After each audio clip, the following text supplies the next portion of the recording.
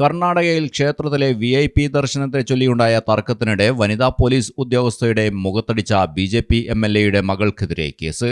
Tumakuru BJP MLA Suresh ഗൌഡയുടെ മകൾ ഐശ്വര്യക്കെതിരെയാണ് പോലീസ് കേസെടുത്തിരിക്കുന്നത്.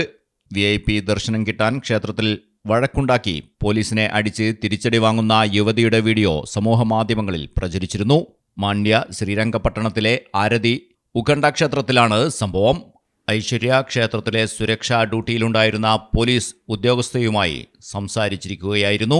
ഐശ്വര്യ VIP പ്രവേശനം ചോദിക്കുകയും ഉദ്യോഗസ്ഥ അത് നിഷേധിക്കുകയും ചെയ്യുകയായിരുന്നു എന്നാണ് റിപ്പോർട്ട്.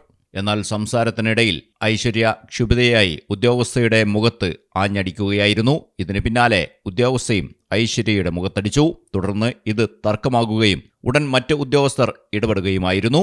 ഐശ്വര്യക്കെതിരെ പോലീസ് കേസ് രജിസ്റ്റർ ചെയ്തിട്ടുണ്ട്.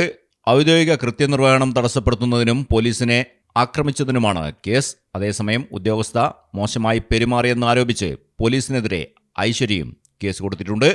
News desk Malayalam television. നിങ്ങൾക്ക് എത്ര പേർക്കറിയാം നിങ്ങളുടെ കുഞ്ഞിന്റെ ആദ്യ കാതുകുത്ത് പവൻ ഗോൾഡിൽ തികച്ചും സൗജന്യമാണെന്ന്?